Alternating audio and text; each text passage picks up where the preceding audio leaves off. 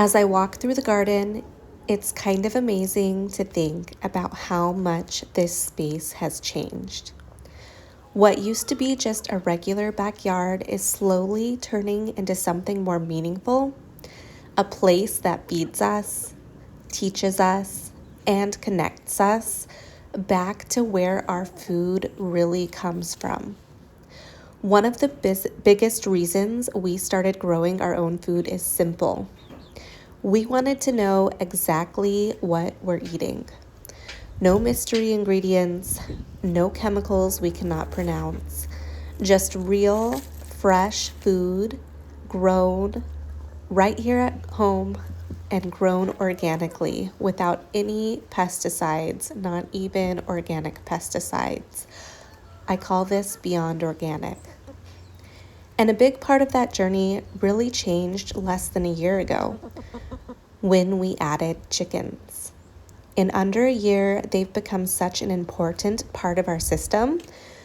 We're now producing 100% of our egg consumption right here at home, which is honestly incredible when you think about it. But it's not just the eggs. The chickens are constantly contributing to the garden. Their manure goes straight into our compost system, helping us build richer soil and significantly increasing our compost yields. It's all connected and nothing goes to waste. And that's really the bigger goal here, building a system that supports itself.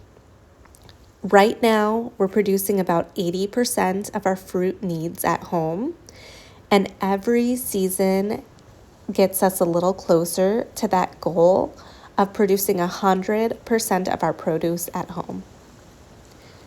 This time of year is especially exciting. It's April and we are harvesting an abundance of grapefruit, oranges, and papaya.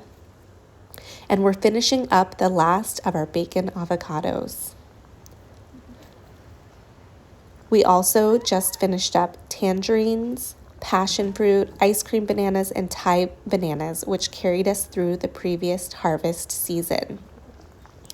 And looking ahead, there's so much more coming. In the next couple months, we should be harvesting apples, strawberries, raspberries, tayberries, blueberries, grapes, and so much more. We're planting lots and lots of vegetables. That's one of the most rewarding parts of growing our own food. There's always something in season and always something to look forward to. And honestly, the quality is just different. Food tastes better when it's fresh off the tree or picked right from your garden. It's more flavorful, more nutrient dense, and it just feels better knowing exactly where it came from. But beyond the food, this is about building something sustainable. We're slowly designing this space to function like a small ecosystem, adding fruit trees, layering plants, improving the soil, and creating a system where everything has a purpose. The chickens, the compost, the trees, they all work together.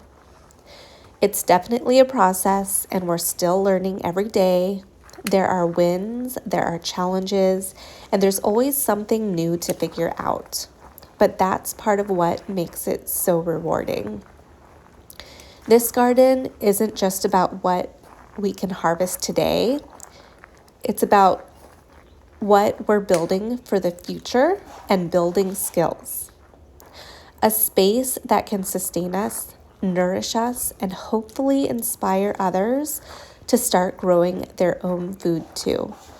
Because even starting small can turn into something really incredible. If you've ever thought about growing your own food, the best place to start is actually a lot simpler than you may think. You don't need a big yard, you don't need to know everything, and you definitely don't need to do it all at once. The biggest mistake people make is trying to do too much too fast. Instead, start small. Pick a space that feels manageable.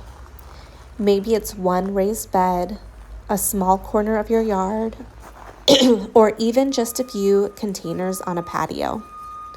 The goal isn't to grow everything right away. It's to build confidence, consistency, and build your skills.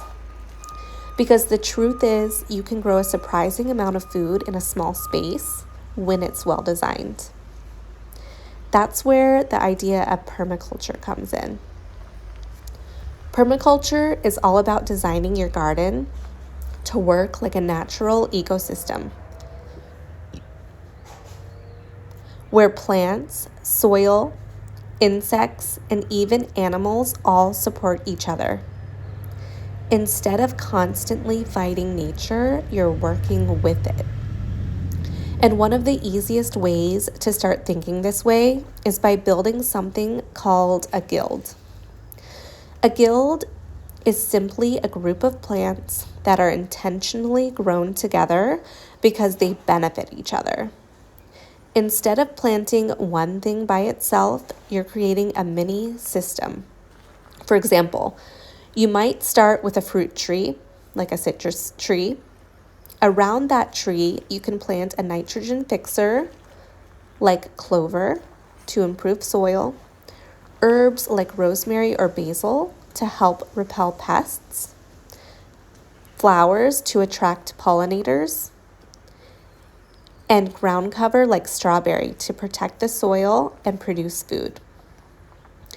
All of these plants work together, supporting the tree, improving the soil, and giving you more harvest from the same space. Another simple guild that you could make would be something like tomatoes, basil, and marigolds. The basil can improve flavor and repel pests, while marigolds help deter harmful insects. It's simple but incredibly effective.